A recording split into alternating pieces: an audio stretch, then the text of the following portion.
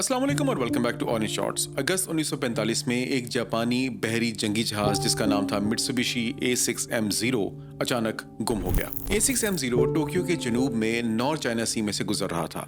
उसका रेडियो से कांटेक्ट था और उसके कमांडर ने जो आखिरी चंद अल्फाज कहे उन्होंने जवाबों से ज्यादा सवालात को जन्म दिया। उन्होंने कहा कि आसमान अजीब सा हो रहा है, आसमान के रंग अजीब से हो रहे हैं, आसमान खुल रहा है। और ये कहते साथ ही उनका ताल्लुक रेडियो कांटेक्ट जापान के साथ ख़त्म हो गया।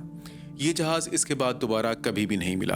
इस तरह के वाक़यात इस एरिया में चलते रहे और फिर जनवरी 1955 में एक और जहाज़ जिसका नाम था शिनियो मारो नंबर 10, ये भी इन्हीं पानियों में गायब हो गया। इसका भी रेडियो कांटेक्ट कम्प्लीटली लॉस्ट हो गया और इस जहाज़ को भी ऐसा ही समझा जाने लगा कि ये जहाज़ मुकम्मल तौर पर गायब हो चुका है। जापानी न्यूज़पेपर्स ने इस एरिया को एक ऐसे ट्रायंगल का नाम दिया कि जहाँ पर बहरी जहाज़ गायब होते रहते हैं। लेकिन हैरान कुन तौर पर 15 जनवरी सन 1955 को ये जहाज़ दोबारा मिल गया। लेकिन बहरहाल न्यूज़पेपर्स में ये रिपोर्ट जारी रही और इनमें सबसे अहम रिपोर्ट ये थी कि 1945 से लेके 1955 के दौरान में तकरीबन 9 जंगी बहरी जहाज यहाँ पर गायब हो चुके हैं, जिनके ऊपर अमले के सैकड़ों अफराद शामिल थे।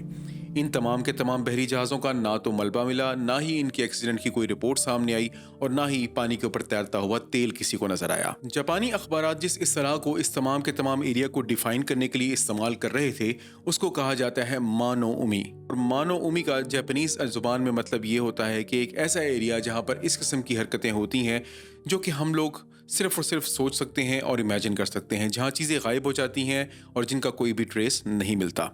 इस चीज़ के बावजूद कि शिनियो मारू नंबर 10 मिल गया था, जापानीज न्यूज़पेपर्स ने बहरहाल ये खबर चलाई रखी और उसमें ख़ास और अहम बात ये थी कि उन्होंने उन 9 पॉइंट्स की वजाहत की जो कि उन्होंने मैप के ऊपर मार्क किए, जहाँ पे उनके ख्याल में जापानी जंगी बहरी जहाज़ 9 के 9 गायब हुए थे।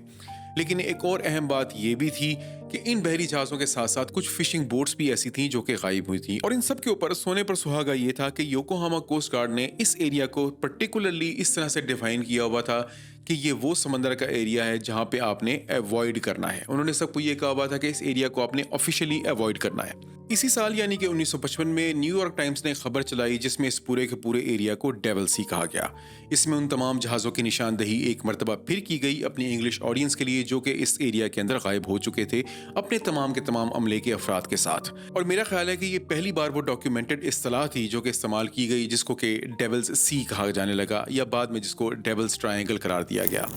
अब अगर आप जापान के ऊपर नज़र डालें और पैसिफिक में आप इनको देखें तो जापानीज काफ़ी सारे आइलैंड्स हैं जो कि जापान के मेनलैंड से लेके और जुनूब तक फैले हुए हैं। इन न्यूज़पेपर्स ने नॉर्थ चाइना सी के अंदर ये जो डेविल्स ट्रायंगल या डेविल सी को मार्क किया हुआ था, इनकी निशानदही की गई थी ईजू आइलैंड से लेकर ओगासावारा आइलैंड तक। और इसकी मुख्तलिफ जगह के ऊपर ऑब्वियसली चूंकि ये एक ट्रायंगल है तो इसकी लेंथ और विड्थ वेरी करती रही।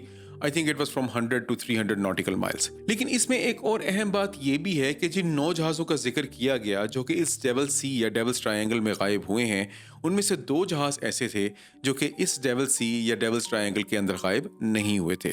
बहरहाल ये कहानी चलती रही और बिल्कुल बरमूदा ट्रायंगल की तरह इस ट्रायंगल को भी यानी कि डेविल्स ट्रायंगल को भी एक ऐसी जगह समझा जाने लगा कि जहाँ पे जहाज़ बगैर किसी ट्रेस के गायब हो जाते हैं। और बिल्कुल उसी तरीके से जैसे कि बरमूदा ट्रायंगल में बहुत सारी कयास आराइयों ने जन्म लिया, इसी तरीके से डेविल सी या डेविल्स ट्रायंगल के बारे में भी बहुत सारी कयास आराइयों ने जन्म लिया। और इसके बाद यानी कि 1955 के बाद भी कई फिशिंग बोट्स ऐसी थीं जो कि इसी एरिया के अंदर गायब हुई।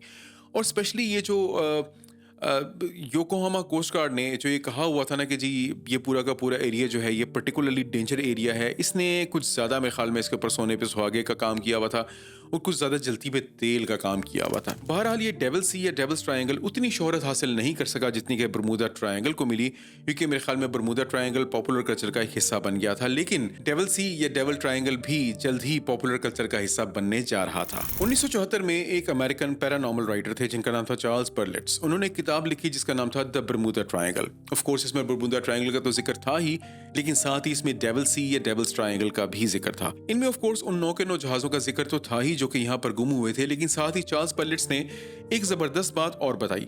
उन्होंने ये कहा कि 1955 में जापानी हुकूमत ने एक जहाज़ जिसका नाम था कायो मारू उसको यहाँ पर इन्वेस्टिगेशन या तहकीकात के लिए भेजा था कि वो जाए और तहकीकात करके आए कि यहाँ पर ये एक्टिविटीज़ क्यों हो रही हैं, जहाज़ यहाँ पर गायब क्यों हो रहे हैं। लेकिन फिर हुआ कुछ यूँ कि ये जहाज़ खुद ही गायब हो गया। कायो मारू उसके बाद दोबारा कभी नज़र नहीं आया और कभी नहीं मिला। और ये वो वक्त था जब बरमूदा ट्रायंगल की तरह डेविल सी या डेविल्स ट्रायंगल भी पॉपुलर कल्चर का हिस्सा बनने लगा। साथ ही साथ इसको पैसिफिक ओशन का बरमूदा ट्रायंगल भी कहा जाने लगा। उसके बाद डेविल सी या डेविल्स ट्रायंगल के साथ एक और टर्मिनोलॉजी एसोसिएट की जाती है जिसको कहा जाता है द ड्रैगन्स ट्रायंगल। चार्ल्स बर्लिट्स ने ही 1989 यानी कि 1989 में एक किताब लिखी जिसका नाम था द ड्रैगन्स ट्रायंगल, और ऑफ कोर्स उसमें इसी ट्रायंगल का जिक्र किया गया था, लेकिन अब इसको बजाय द डेविल सी के, द डेविल्स ट्रायंगल के या the Bermuda triangle of Pacific ocean के, इसको द ड्रैगन्स ट्रायंगल कहा गया। उसके बाद पूरे के पूरे सीन में दाखिल होते हैं एक और अमेरिकन राइटर जिसका नाम था लैरी कुशे। उन्होंने 1975 में अपनी तहकीकात का आगाज किया ये जानने के लिए कि डेविल्स ट्रायंगल में कितनी सच्चाई है, और बाय द वे इन्होंने बरमूदा ट्रायंगल के ऊपर भी अपनी तहकीकात पर अपनी किताब छापी थी, जिसके बाद इन्होंने ये क्लेम किया था कि बरमूदा ट्रायंगल हकीकतन कुछ भी नहीं है, ये सिर्फ और सिर्फ स्टोरीज हैं, कयास आराइयां हैं और कहानियां हैं। इन्होंने जो किताब लिखी उसका नाम था the Bermuda triangle mystery solved, और इसमें ऑफ कोर्स इन्होंने बरमूदा ट्रायंगल को तो डीबंक किया ही और ये लोगों को बताया ही कि बरमूदा ट्रायंगल हकीकतन में कुछ भी नहीं है, ये सिर्फ एक आम सी जगह है और यहाँ पर उतने ही जहाज गर्क होते हैं जितने दुनिया के किसी और हिस्से में गर्क होते हैं। लेकिन साथ ही इन्होंने इसमें इस मिस्ट्री को द डेविल्स ट्रायंगल या ड्रैगन्स ट्रायंगल की मिस्ट्री को भी सॉल्व करने की कोशिश की। चार्ल्स बर्लिट्स के कई दावे जो उन्होंने अपनी किताब में किए थे उनको इन्होंने चैलेंज किया। इन्होंने कई हुकूमती इदारों को खत लिखा ये जानने के लिए, ये पता करने के लिए कि डेविल्स ट्रायंगल्स की हदूद क्या हैं। साथ ही इन्होंने ये जानना चाहा कि जिन जहाज़ों का जिक्र चार्ल्स बर्लिट्स ने अपनी किताब में किया था उनमें हकीकत कितनी है। और तीसरी बात जो उन्होंने जानना चाही वो ये थी कि योकोहामा ने जो एरिया डिक्लेयर किया था जिसको पर्टिकुलरली डेंजर एरिया कहा जाता था उसकी हदूद क्या थी और वो कहाँ पर था। और जब हकायक सामने आए तो वो कम्प्लीटली अपोजिट थे। चार्ल्स बर्लिट्स ने दावा ये किया था कि 1955 में कायू मारो को जापान की हुकूमत ने ये जानने के लिए भेजा था कि पैरानॉर्मल एक्टिविटीज़ डेविल्स ट्रायंगल या डेविल सी में क्यों हो रही हैं, जबकि हकीकतन कायू मारो को 1952 में भेजा गया था और उनको बेसिकली एक अंडर वाटर वॉल्केनो को, एक आतिश फिशां जो कि पानी के नीचे था, उसको इन्वेस्टिगेट करने भेजा था।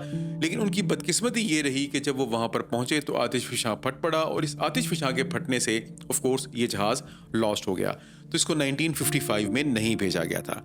दूसरी चीज़, जब इन्होंने जापानी हुकूमत से इस्तफसार किया कि आप हमें ये बताएं कि डेविल्स ट्रायंगल इसकी हदूद क्या है और ये है क्या, तो उन्होंने साफ इनकार कर दिया कि ना तो कोई डेविल सी है, ना कोई डेविल्स ट्रायंगल है और ना ही इसकी कोई हदूद है।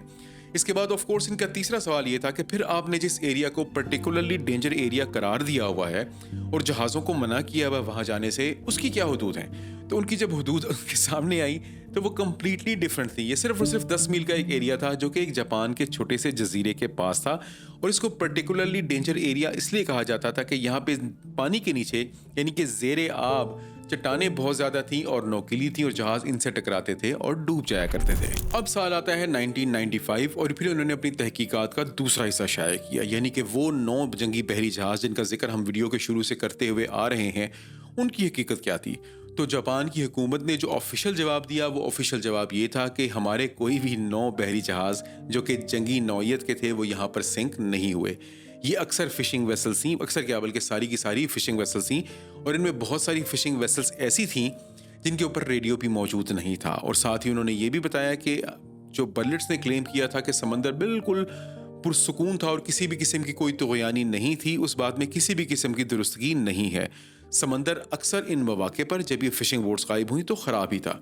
लेकिन बहरहाल जैसा कि आप समझते हैं बरमूदा ट्रायंगल की तरह इस डेविल्स ट्रायंगल की कहानियों के ऊपर भी ये जो एक्सप्लेनेशन छपी थी इस पर किसी ने यकीन नहीं किया। लोगों के जहनों के ऊपर फिक्शन जो है वो ज़्यादा असर करती है और सच्चाई को यूजुअली वो लोग मानने से इनकार करते हैं। मज़ा नहीं आता ना सच्चाई मानने में, फिक्शन मानने में ज़्यादा मज़ा आता है। बरमूदा ट्रायंगल एक बहुत बड़ी गैर क्या उसको कहेंगे कि एक ऐसी जगह है जहाँ पर एलियंस रहते हैं, जहाँ पे दजाल रहता है, जहाँ पे यजूज माजूज रहते हैं, जहाँ पे जिन रहते हैं, वो उस पर यकीन करने में ज़्यादा मज़ा है। अगर आप ये कहते हैं कि वहाँ पे कुछ भी नहीं है फिर तो मज़ा नहीं है।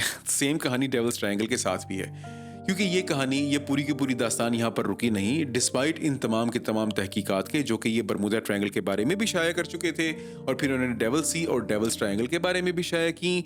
ये कहानियाँ चलती रहीं और आज तक चलती जा रही हैं। इसके बाद बहुत सारी चीज़ें आती रहीं, जिनमें एक किताब थी 1974 में, कर्सेस हेक्सेस एंड स्पेल्स, और ऑफ कोर्स उसमें अगेन डेविल सी का जिक्र किया गया था। टूम रेडर एक बड़ी पॉपुलर गेम है, उसके अंदर डेविल सी है। आपकी बहुत सारी वीडियो गेम्स ऐसी हैं जिनमें डेविल सी और जापान का वो सारा का सारा एरिया दिखाया जाता है, लेकिन हकीकत ये है कि वहाँ पर ना कुछ था और ना कुछ है।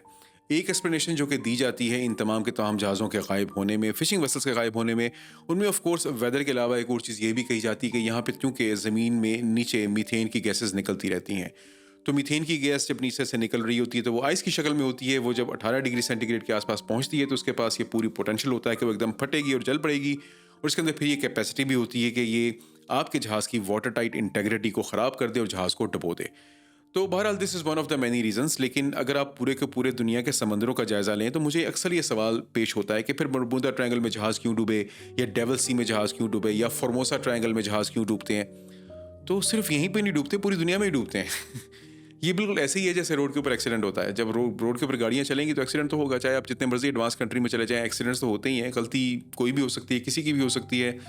سم ٹائمز آپ کی گاڑی کا کوئی نقص ہو سکتا ہے. تو بالکل یہی چیز جہازوں کے ساتھ بھی ہوتی ہے. فرق صرف اور صرف اتنا ہوتا ہے کہ وہ روڈ پہ نہیں سمندر میں چل رہے ہوتے ہیں، تو اس کیس میں پھر ڈیزاسٹر زیادہ بڑا ہوتا ہے. اکثر کیسز میں کمپلیٹلی شپ لاس ہو جاتے ہیں along with their crew.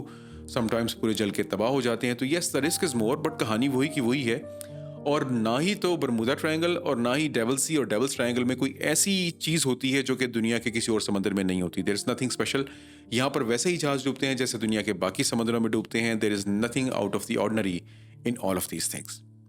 Main time اگر آپ یہ جاننا چاہیں کہ میں جب برمودا ٹرائنگل سے گزرا تو میرا تجربہ کیسا رہا تو اس کے لیے کلک کیجیے یہاں. اور اگر آپ برمودا ٹرائنگل کی کمپلیٹ ہسٹری جاننا چاہیں کہ کہاں سے شروع ہوا، یہاں تک کیسے پہنچا، اور اس میں تمام کے تمام جو جہاز انوالو تھے ان کی حقیقتاً کہانی کیا ہے، تو اس کے لیے کلک کیجیے یہاں.